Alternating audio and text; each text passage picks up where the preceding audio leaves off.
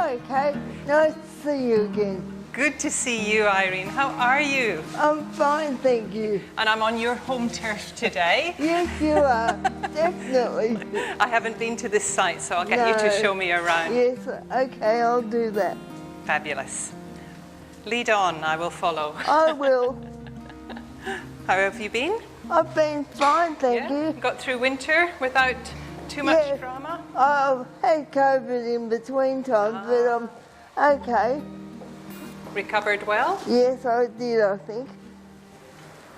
It's a mini gym. It's a mini gym. Yes. Hence the trampoline and the walking machine. Yeah. Can you remember your first day with school? Yes. How old were you then? I was 23 when I joined school. And my orientation day, there were naturally, intellectually disabled people around the centre, and coming from Uralla, which was physical disabilities, I said to Mum after I'd seen the centre, I'm not going back. So that was the division, was it? So Uralla really provided services at that time mostly for people with physical... Uralla's main service was the main curriculum for people with polio. I didn't know that. Because we had a polio epidemic. Of course. So they set it up principally for polio victims, but me having cerebral palsy, they didn't think cerebral palsy people could be educated. Yeah. So I think I had to sit an exam to go in there. I went up to post-primary intermediate level, but only did 4 subjects. Yep. And then I was home for 1 year, and then the department doctor came out for the annual medical check, and he said at 23 you're too young to retire. And I said no, because I've been working at our restaurant for 4 years, and the number of hours that I worked was 64 hours a week, 4 days a week. My principal job was to pack 200 dozen dim sims a night. 200 dozen.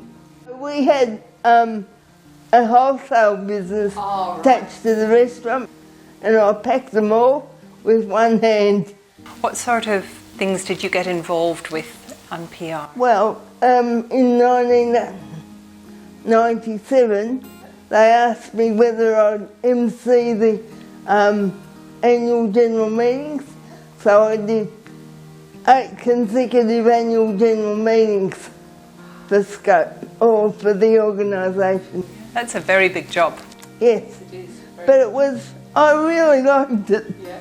Probably because I like to speak. I asked Mum one time, I've got to have good clothes on today because I'm going to do an event for work. Yep. So she said, oh, don't worry, no one looks at you anyway. What a mum's thing to say. Who all have we got? Eugen is my Chinese name. Eugen. Eugen. And my brothers, as they wanted to, would make a rhyme up, Guinea Winnie Wonnie, and Wonnie stuck. And then these are some taxi drivers? Yes. You must have built up good relationships with them over the years. Yes. Yeah. Because some of them have been driving for us for over 20 years, 30 years. And imagine putting up with me all the time. So you've got 50 years of service. Yes. I don't think anybody else would have a 50 years of service. Not yet. We've had a couple of people since I've come back that have had their 30 years, but I don't think anybody has gone beyond that. That's I think they've told me that I'm the longest serving employee.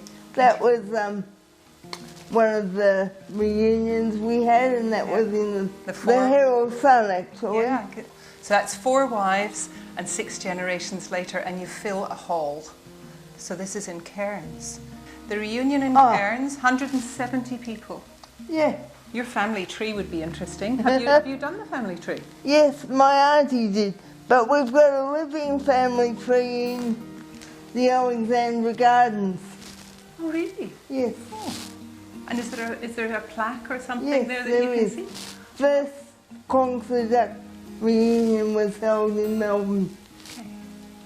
Being a disability advisor and Yes. advocate has really been part of your career. That's right. A major part of your career.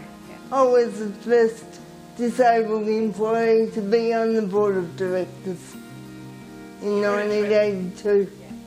So that's 41 years ago. We need to do better. Yeah. Really, because you were a trailblazer 41 years ago being on the board of directors. So we just need to be better at this. But subsequent people with disabilities have been coming through and Yes. going on to the board. That's true. It's not as if it stopped there. No, it wasn't a one-off, but I think it has to become more Increased. Yes. And in our executive as well, and Yes. for the CEO. Yeah. Yeah. This organisation has opened up my horizons to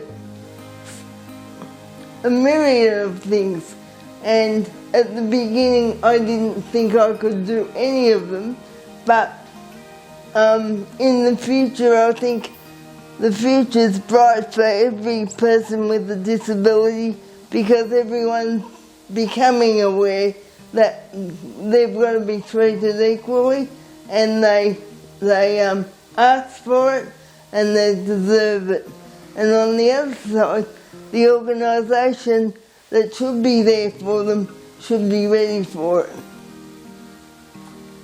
Irene's quoted as saying, "I'd say every part of me has been put in a splint with the exception of my tongue. I was lucky, always had my intellect and my speech."